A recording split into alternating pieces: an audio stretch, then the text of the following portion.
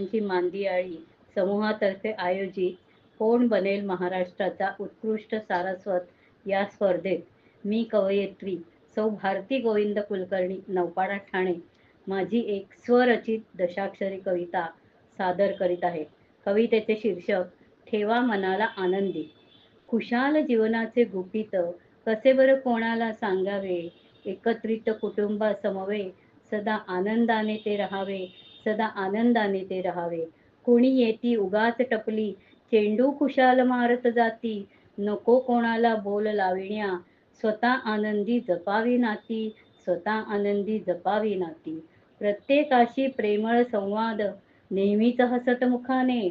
सुखदुःख जीवनात नवारे, बागडूया मैत्रीत सुखाने, बागडूया मैत्रीत सुखाने.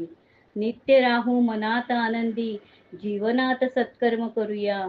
जीवनाचे खुशाल गुपित, हेच आनंदी मन जगूया, हेच आनंदी मन जगूया.